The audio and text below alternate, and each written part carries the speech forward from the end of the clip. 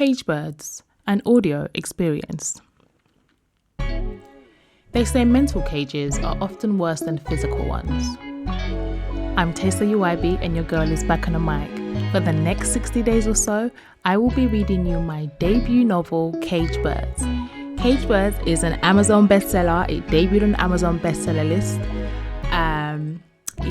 Can you imagine? Your girl wrote a bestseller. But anyway, I decided to start this series just to read the chapters with you.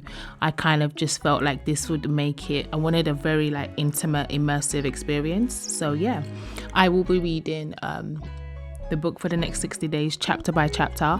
I'm not quite sure if I'm going to read it in its entirety. I may not. It just depends on the feedback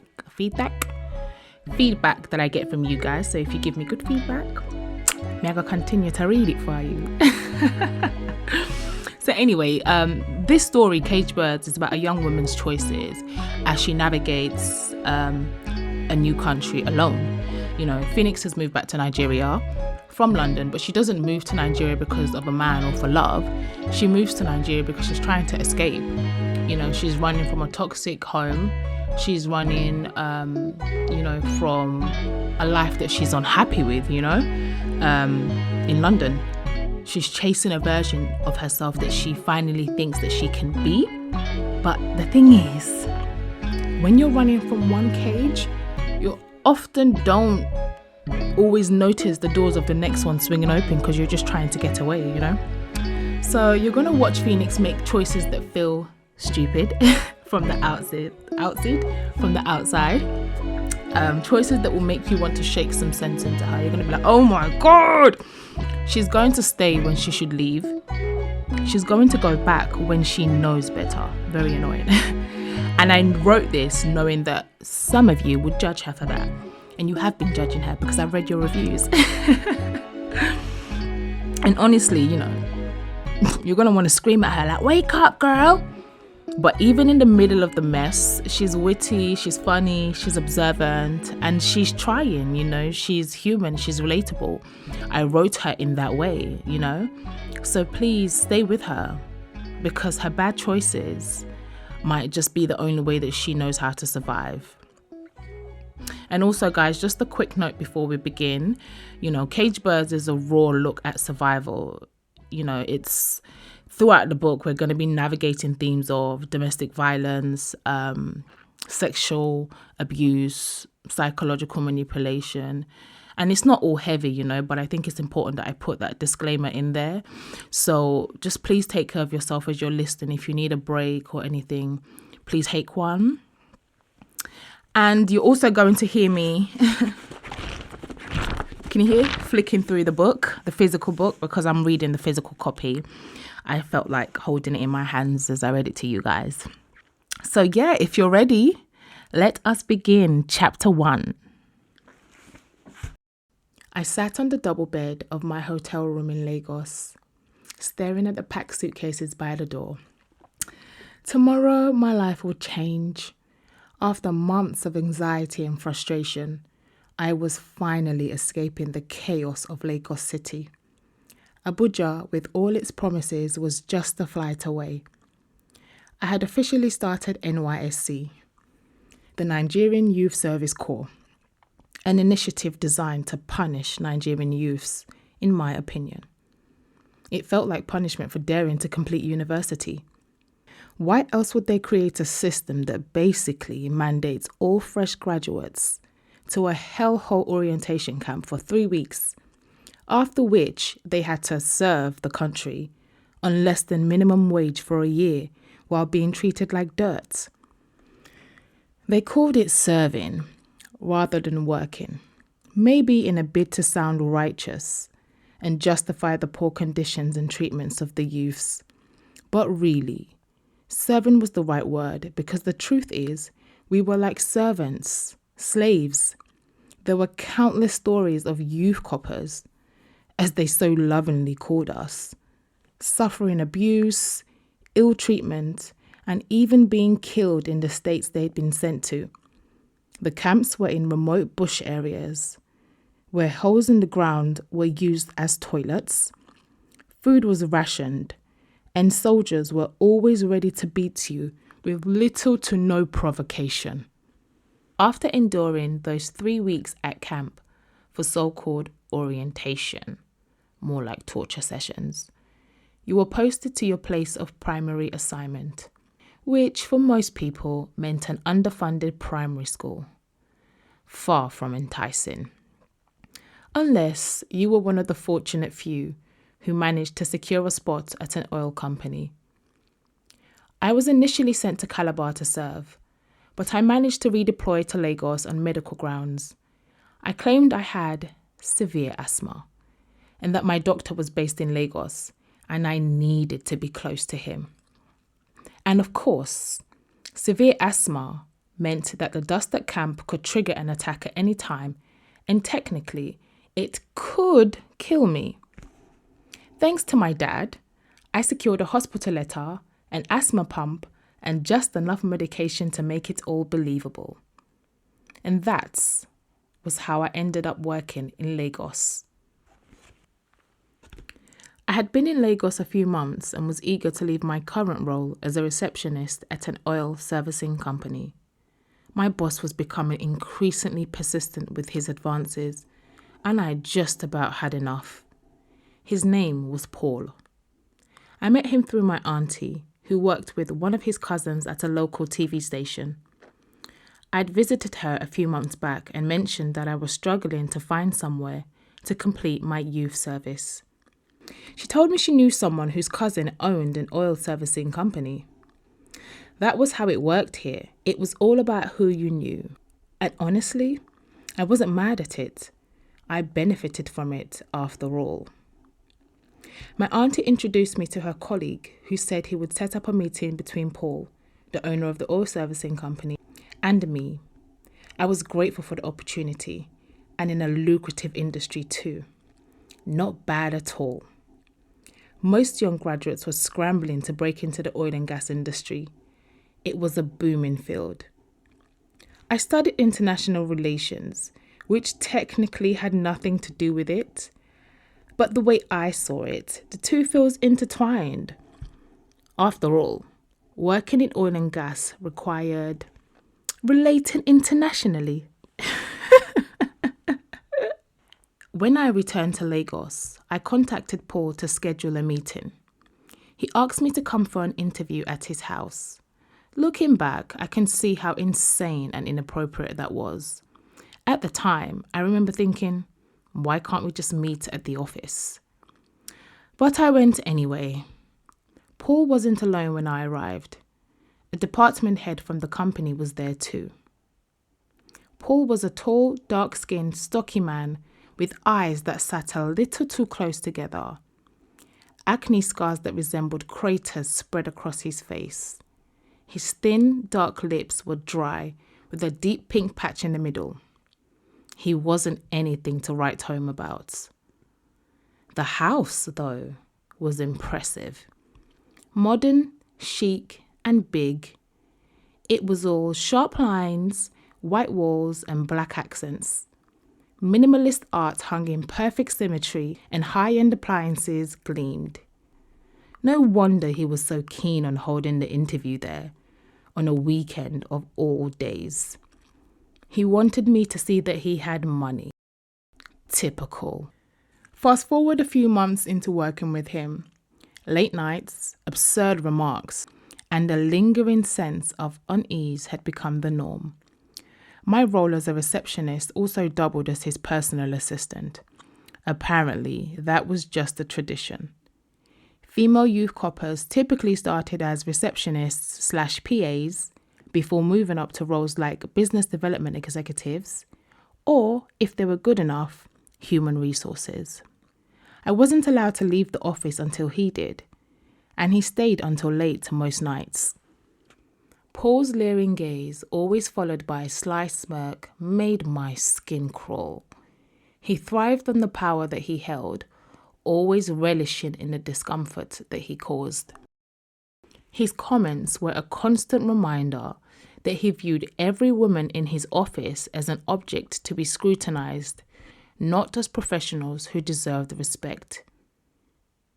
He would always make remarks about my boyfriend, real or imagined. He was obsessed with the topic. He would ask, "Can your boyfriend afford whiskey like this?"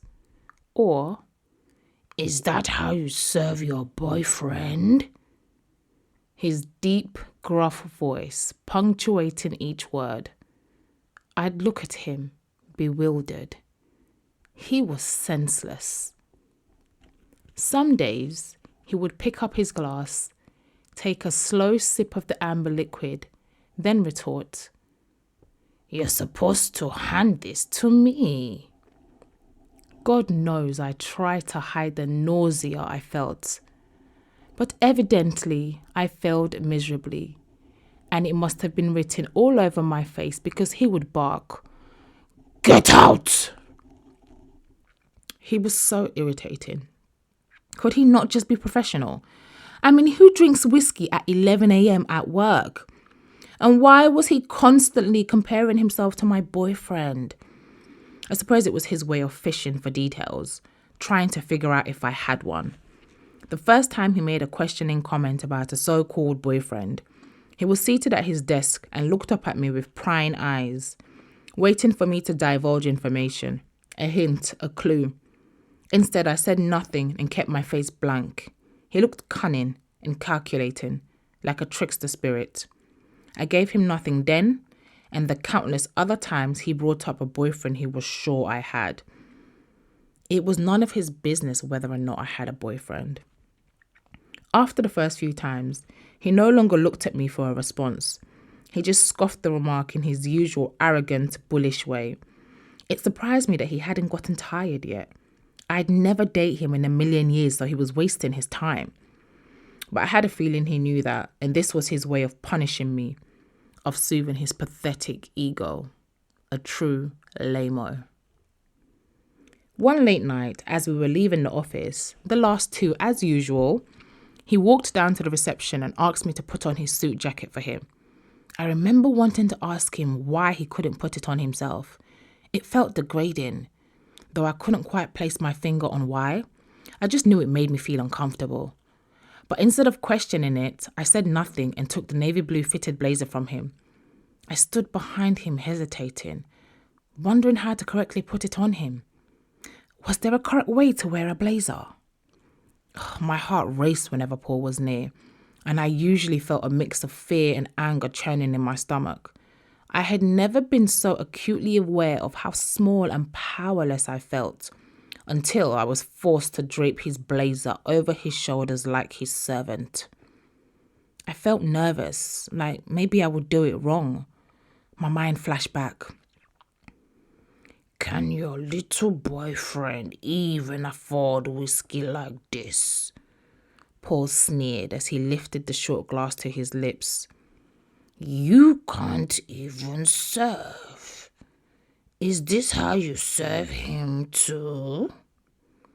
His words were daggers, each one meant to chip away at my confidence and self-esteem. But I refused to let him see me bleed. "What's taking you so long, Phoenix?" His voice sliced through my thoughts. I shook my head, snapping back to the present as I hastily pulled the blazer down, guiding his arms in first, before lifting it over his shoulders. Finally, he decided to use his senses and shrug it on the rest of the weight. As predicted, he scoffed. "Phoenix, what was confusing you? Your boyfriend doesn't own expensive suits like this?" I rolled my eyes internally. I didn't see the correlation. This man was so exhausting. He felt like he was God's gift to women. Money makes people delusional. I pursed my lips, irritated, grabbed my bag, and quickly followed him as he walked out. Normally, Olayinka, my usual taxi driver, picked me up from work, but not tonight. Parked in the car park, gleaming like it owned the place, was a sleek and stealthy matte black Mercedes G-Wagon, right beside Paul's 15-year-old grey Range Rover, which suddenly looked like a relic from another era. I smirked as I remembered that my boyfriend Alyssa had come to pick me up that evening. I walked past Paul as he slowed down to look at the car. I really wanted to ask, "What were you saying? Can he afford your miserable suit?" Instead, I simply said, "Good night, sir," hopped into the passenger side of the car and left Paul with his mouth agape.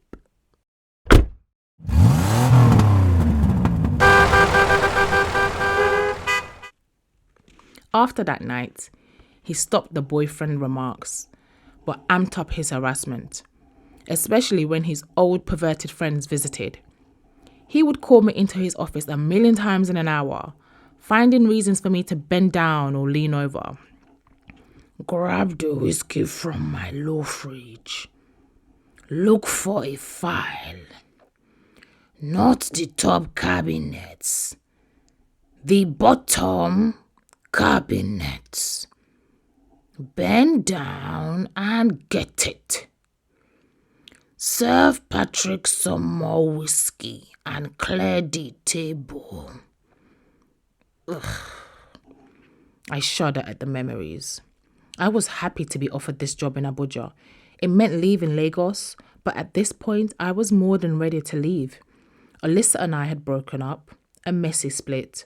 It turns out he was still very much married, not separated as he had told me. He had become increasingly abusive and irrational. The relationship had officially run its course. I was going to work from a hotel every day, which was not only costing me money, but also left me feeling unsettled. That, combined with my boss from hell, made accepting the job in Abuja a no-brainer. When Ike offered me the role of MD at his new arcade, I had mixed feelings. I've never been an MD before. I don't think I can do it. Sorry. He replied, "Yes, you can, Phoenix. But if you insist, you can be our HR manager." "Okay, I can do that," I said. In truth, I was nervous about that role too. I'd never worked in HR either. But I knew I'd figure it out. It was less daunting than managing director, that's for sure. "Okay," he continued. "I'll provide you with accommodation and a salary of 150,000 naira a month." Look at God. That was more than triple what I earned in my soon-to-be formal role. The standard salary for a youth corps graduate was a dismal 20,000 naira. At my job in Lagos, I was earning 40,000 naira and living in a hotel. This situation would be too good for the average person to believe. Ike wasn't just generous, he was extravagant. I called him my Ferrari-driving mogul. He had countless supercars and was known for generally throwing cash around.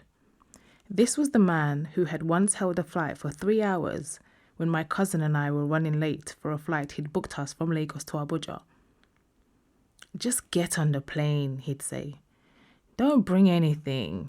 You can go shopping when you get here." Think of full treatment spa days, no budget boutique shopping sprees, and all expenses paid holidays for you and a friend. I mean, my 22-year-old self just loved this sort of romance. I was very happy to be leaving Lagos. I had 1 more week left to work with Paul, but I called in sick. I was nursing a bad cold, and the company didn't like receptionists speaking on the phone to clients when they sounded ill. It was a relief not to have to go in. While I rested, I kept an eye on my phone, waiting for Uzo, Ike's PA, to call and let me know my accommodation had been sorted, and I could finally start the new job. Then, Uzo called. "Hello, Phoenix." "Hey, Uzo, how are you doing?" "I'm good, thanks," he said, his voice slow and deliberate, carrying a sense of calm. "You're needed at the site. It's time for you to start work. The grand opening is in just a few weeks. We need to get the place up and running ASAP. I sat up straight. This was really happening. He paused for a second and then continued. I've booked your flight for tomorrow at 9 a.m. A car will pick you up from your hotel and take you to the airport at 7:30 a.m. When you get to the airport, ask for Mr. Daniel, the manager of Rika Air. He'll give you your ticket and boarding pass. When you land in Abuja, Martins will be there to pick you up and take you to your accommodation. This was it. No turning back. Butterflies stirred in my stomach. I was really doing this. A smile crept across my face. Okay, great. Thanks, Uzo. See you tomorrow, I said, clasping my hands together as I put the phone down. I was really about to start afresh in Abuja. Out of this stress hole called Lagos, far away from my leering boss and Alyssa's crazy ass. A fresh start, a better start. I grabbed my phone from the side table and cheerfully typed out my resignation email. I didn't bother rereading it before sending it to the HR manager and CC'd Paul. She responded gracefully, accepted my resignation and wished me luck. A few minutes later, Paul sent an email that read, Chinedu, you have no right to accept this resignation. You're not the one who employed her. Phoenix will have to come and see me personally. I groaned and rolled my eyes. This was precisely what I was avoiding. I didn't want to ever have to see him again. I typed out my reply. Dear Paul, unfortunately, I won't be able to come into the office as I'm flying out to Abuja first thing tomorrow morning to start my new role. Thank you for the opportunity and I wish you all the best. Regards, Phoenix. With that settled, I tossed my phone aside and headed to the bathroom. I needed a hot shower, then bed. My flight was early. And that is the end of chapter 1, guys. Phoenix is done with Lagos and is about to embark on a fresh start in Abuja. So at the end of this chapter, we're starting to find out a bit more about Phoenix. We're starting to see her embers sparkle a little bit. They're getting a bit hot, you know. We see her wit when she describes working for the insufferable Paul. And also she has like the last FU when she refuses to go and see him once she hands in her resignation. So we're starting to get a bit more insight into her character, her personality, and the type of person that she is. But there's a slight nuance here, right? So she's escaping her toxic boss, Paul, and also the toxic relationship with Alyssa. So in her mind, she's won, you know, she's triple distanced herself from, you know, the minimum wage copper lifestyle, her toxic boss, her toxic ex. So she's kind of found like an escape card with Ike, you know, her Ferrari-driving mogul, who holds planes for her and makes life easier. So as an author, I really wanted to show how seductive that savior energy is. Do you know what I mean? When you're 22 and running from a stress hole like Lagos and even London, shopping sprees and all expenses paid trips can feel like an absolute fairy tale. So Phoenix thinks she's heading for a fresh start. She thinks she's finally free. So you guys are going to have to stay with me to find out how the story unfolds. In the next episode, Phoenix finally lands in Abuja. Thank you guys for joining me for chapter 1 of Cage Birds. I'm Tasty YB. We are just getting started. Please follow us on Instagram, Cage Birds the book, at Tasty the Starcy. Let me know your thoughts and opinions on chapter 1 of Cage Birds in this first episode. If you'd like to follow the story and read along yourself, the book is available on my website, www.cagebirdsthebook.com. It's also available on Amazon. It's available on Kindle as well, on Apple iBooks, and also Google Play stores. And I'll see you during our next episode, our next chapter. So stay with her.